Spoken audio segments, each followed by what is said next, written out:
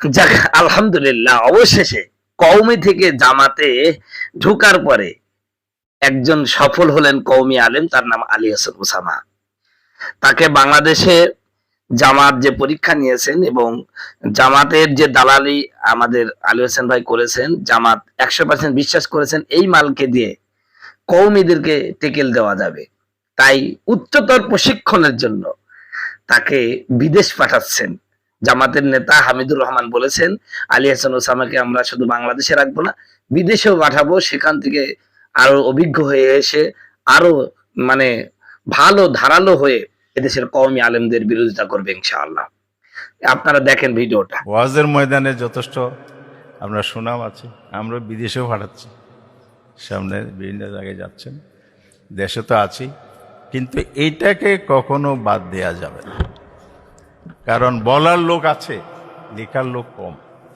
আবার মেধা দিয়ে গবেষণা করে মানুষের কাছে উপস্থাপন করা এই লোকের সংখ্যা কম। এটাকে আপনি 1 নম্বরে রাখেন, এটা আমাদের অনুরোধ। আর অন্যগুলো যদ্দূর পারেন করেন। আমি সম্মানিত বন্ধুগণ, আমার ভাইয়েরা আমার, আপনারা জানেন যে আলী হোসেন ওসামা মওদুদীর আকীদার উপর একটা বই লিখেছেন, যে আমাদের কওমি আলেমদের থেকে বারবার বলা হচ্ছিল যে মওদুদীর আকীদা খারাপ, ও আকীদা খারাপ। আসলে কওমি আলেমরা মওদুদীর আকীদা খারাপ বলে এটা বলে নাকি মিথ্যা বলে, এই ব্যাপারে মানে কোনো দলিল নাই। এতদিন পর্যন্ত মওদুদীর বিরুদ্ধে কওমি আলেমরা মিথ্যা প্রোপাগান্ডা ছড়িয়েছে।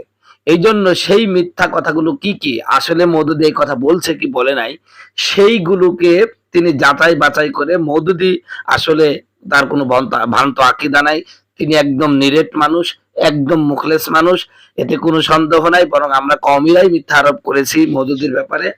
এই সমস্ত মানে হাবিজাবি দিয়ে তিনি একটা বই লিখে এখন জামাতের ইমামে পরিণত হয়ে গেছে এবং মওদুদী একদম দুধে ধোয়া তুলসী পাতা হয়ে গেছে। আসলে আমাদের কওমি আলেমরা সব তারপরে মিথ্যা কথা বলেছে, মিথ্যা তহমত করেছে।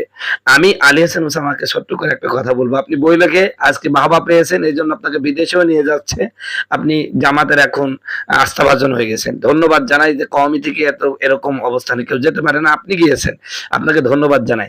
এই যে এতদিন পর্যন্ত আমরা কওমিরা মওদুদীর উপরে মিথ্যা কথা বললাম, তো এই ব্যাপারে একটা মামলা করে দেন, মামলা করে দেন, এই কারণে যে মানহানিকর মামলা, যে একজন মৃত মানুষকে কেন মিথ্যা কথা বলা হলো, দেখি আপনার কতটুকু সাহস।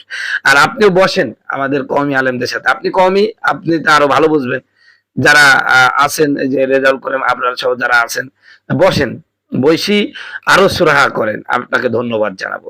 সম্মানিত বন্ধুগণ, আমার ভাইয়ের আমার, আলী হোসেন ওসামা এরকমই। তবে জামাতকে একটা সতর্ক করি, ও মাল কিন্তু পোল্টিবাজ। আজকে আপনাদের কাছে গেছে, আপনাদের সব কিছু করে দিচ্ছে, ঠিক আছে, কিন্তু কখন যে পোল্ট্রি মারবে আপনারা নিজেরাও টের পাবেন না। এদিকেও খেয়াল রাখেন, খালি খালি বিদেশ নিয়ে যায় না। তবে হিংসার থেকে বলছি না, মানে সতর্ক থাকা উচিত, কারণ এগুলো তো নকল মাল, পোল্ট্রি বাজ মাল, কখন কোন গাড়িতে উঠে তা বলা যায় না আর কি। তবে ধন্যবাদ জানা, শুভকামনা জানাচ্ছি আলী হোসেন ওসামা ভাইয়ের জন্য, যে তিনি যেই উদ্দেশ্যে জামাতে গিয়েছেন সেটা তিনি পরিপূর্ণভাবে তার প্রতিদান পাচ্ছেন, জামাতও সেটা দিচ্ছেন, এই জন্য জামাতকেও ধন্যবাদ, আপনাদেরকেও ধন্যবাদ জানাই। আপনারা রাগ করেন না, আমরা যদি মওদুদী অপরাধী না হয় অবশ্যই আমরাও তার কাছ থেকে তওবা করবো ইনশাআল্লাহ। ঢুকে গেছে এখন নারী আর পুরুষ না, যে কোনো সন্তান অবৈধভাবে মানে অগ্রিম অ্যাডভান্স গর্ভবতী হয়ে যাচ্ছে, এখন লোক লজ্জার ভয়ে সন্তানটাকে আবর্জনার মধ্যে ফেলে দিয়ে আসছে। কথা বলুন ঠিক কিনা? আপনাদের এখানে ওয়াজ করার আগেই আমাকে একটা পিকচার পাঠালো, সেখানে দেখলাম একটা ছোট্ট বাচ্চা কুকুরের মুখের মধ্যে। কিসের মধ্যে? কুকুরের মধ্যে। আমি দেখে আমার চোখে পানি এসে গেল। আহারে, শুনেছিলাম পৃথিবীর মধ্যে সন্তানের প্রতি সবচেয়ে বেশি দয়া মায়া মায়ের। এই সন্তানটাকে এই আবর্জনার মধ্যে, ময়লার মধ্যে ফেলে যেই মা দিয়ে গেল, ওটা মা নামের কলঙ্ক। যে বাচ্চাটাকে এইভাবে লোক লজ্জার ভয়ে এই আবর্জনার মধ্যে ময়লা ফেলার স্থানে যে বাচ্চাটাকে ফেলে গেল, নিঃসন্দেহে এই বাচ্চাটা কোনো বৈধ বাচ্চা। কথা বলুন ঠিক কিনা? বৈধ বাচ্চা হলে তো এরকম ফেলতে পারতো না। আমার বন্ধুগণ, আমার ভাইরা, এই বাচ্চাটাকে কিয়ামতের ময়দানে আল্লাহ পাক বলবেন, বিআইয়ি যামবিন কুতিলাত, কোন অপরাধে তোমাকে হত্যা করা হলো। সেদিন কি বলবে জানেন? আয় আল্লাহ, আমার কোনো অপরাধ ছিল না, আমি তো নিষ্পাপ এই দুনিয়াতে এসেছিলাম, কিন্তু আমার মা আমার বাবা ভালোবাসার টানে এতই ভালোবাসা, এই ভালোবাসার প্রমাণ দিতে গিয়ে আমার মা বিবাহ বহির্ভূত যৌন সম্পর্ক স্থাপন করল। এক পর্যায়ে আমার লুচ্চা বাবা আমারে ফেলে চলে গেল। মা তখন লোক লজ্জার ভয়ে আমাকে জন্ম দিয়ে মানুষ কি বলবে এই ভয়ে ময়লার আবর্জনার মধ্যে ফেলে দিয়েছে। আমাকে কুত্তাগুলো খুবলে খুবলে খেয়েছে, মুখে করে একলি ওগলি নিয়ে বেরিয়েছে। আমার কোনো অপরাধ নাই, আমার অপরাধ আমি কেন এইভাবে পৃথিবীতে আসলাম? আয় আল্লাহ, আমার মা আমাকে যেভাবে নির্যাতন করুন পরিণতি করিয়ে এই দুনিয়া থেকে বিদায় করে দিয়েছে, মেহরবানি করে তোমার কাছে মামলা করলাম, তুমি আমার মা বাবের বিচার করে দাও। বিয়াইগি জাম্বিং কুতিলার, কোন অপরাধে তোমাকে হত্যা করা হলো? আজ যুব সমাজের মধ্যে বিবাহ বহির্ভূত যৌন সম্পর্ক ভালোবাসা এই হারাম সম্পর্কের মধ্যে জড়িত হয়ে এখন অসংখ্য যুবক হাবুডুবু খাচ্ছে। কথা বলুন ঠিক কিনা? আল্লাহ বলছেন আহাসিবান নাসু আইয়াতুরাকু আইয়াকুলু আমান্না ওয়া হুম লা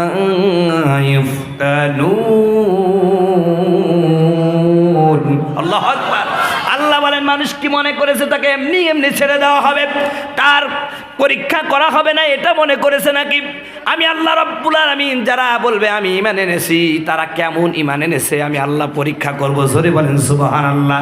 পরীক্ষা কেমন করবে? আল্লাহ পাক বলেন আম হাসিবতুম আন তাদখুলুল জান্নাতা ওয়া লাম্মা ইয়াতিকুম মাসালুল লাযিনা খালাউ মিন ক্বাবলিকুম মাসাদহুমুল বাসা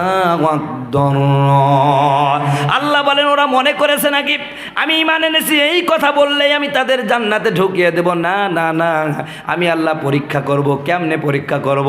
কখনো মুসিবত দেব, কখনো বিপদ দেব, কখনো অঢেল টাকার মালিক বানিয়ে দিব, কখনো আমি আবার কোটিপতি দিকে রাস্তার ফকির বানায় দেব।